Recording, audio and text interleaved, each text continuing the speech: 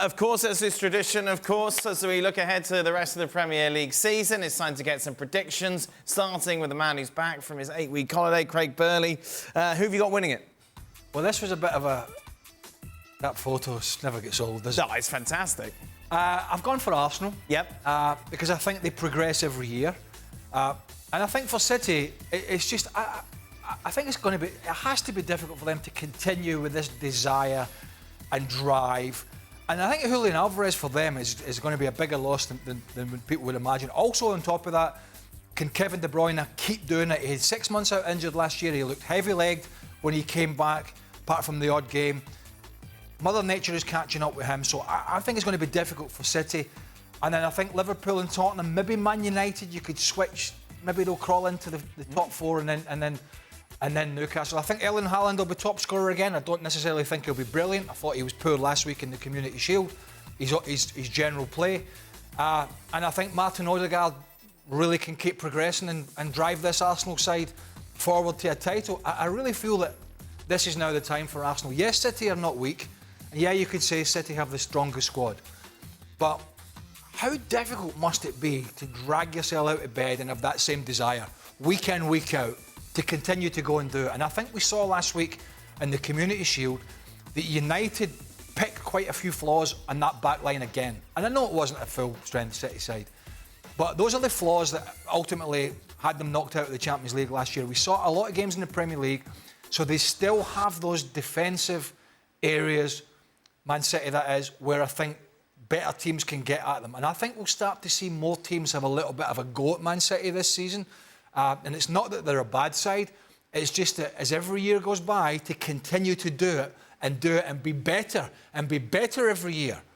And they're going to have to be, I think, to beat this Arsenal side. I think that's a very difficult task. And I think as we sit now, maybe you could argue Arsenal need a front man. I don't know whether that's in the manager's mindset. But they've signed a couple of good players, they've strengthened, they know they're strong, and if they believe in themselves, I think Arsenal could win the title this year. Robbo, looking at your predictions, do you agree? I think I've said almost exactly the same, and I think Craig mentioned it there that he might swap Spurs around with Manchester United. So that's what I've gone with. Arsenal, I think, will win the title. I think it's about time that all the promise comes to fruition. I think they've got a manager now that the players like, and he seems to be getting the best out of this team. Man City, for exactly the same reasons. I think Erling Haaland was disappointing last year. I'm still not convinced about his general play. Unless Rodri plays at his very best, Manchester United might not dominate. Manchester City might not dominate midfield as they normally do.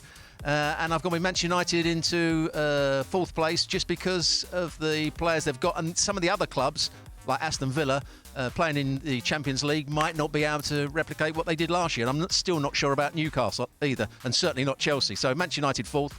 And for the best player, I've gone with another Arsenal player, somebody who's going to be influential, and that's Declan Rice, because he's got to do both jobs. He's got to be creative, and he's also got to be the main defensive midfield player that stops the opposition getting at their back line. So they're the players I've gone with. And Liverpool, because Arne Slot seems to have done a good job since he's been there. The players like him, the crowd like him. He seems to be a good character. They're playing some good football as well. They're looking to pass the ball forward that little bit more, press high up the field. So Liverpool in third spot, I think. A lot of love for Arsenal. Do you continue this love fest, Jules? Yeah, I've gone for Arsenal as well. There's just a few question marks, I think, around the City season. It could be Guardiola's last. There's the charges, obviously. There's the fact that Kevin De Bruyne's fitness at his age now, not so sure. They've lost Julien Laurens. Let's see who they replace him with. So there's a few things there where I think Arsenal have, like the boys have said, the momentum and everything. I've got Liverpool in third. I've got Haaland as top goal scorer, and I think I've got Saliba as my player of the season. I just think he's the best defender in the world already, and I think he will show it again in this season. Jules, I think you're the only one who's got Liverpool second. Yeah, I think they will have a really good season. So I just think Slot is a very, very smart appointment. I know they haven't signed anybody yet. There's still 2 weeks to go. I'm not really sure what the strategy is, because if you have 55 million to spend on Zubimendi and Zubimendi says no, which can happen, you should have a plan B for somebody maybe for cheaper even, but go for another number 6. Clearly, if you try to sign a number 6, it's because you believe that you need a number 6. If you miss out on your first choice number 6, it doesn't mean that you don't have to sign any number 6 at all. So I'm a bit baffled by where they're going in terms of their recruitment and signing. I'm sure Michael Edwards and Richard Hughes know exactly what they're doing.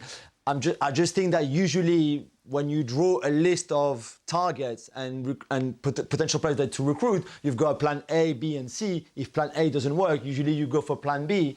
And they seem to have just a plan A, which was Zubimendi, and that's it. So I'm waiting a little bit to see. But I really believe in Slot and already what he's done to this team. And I agree with Robo. I think they've played some really good football so far, even despite some players not even being fit and being there after what happened in the summer, the internationals.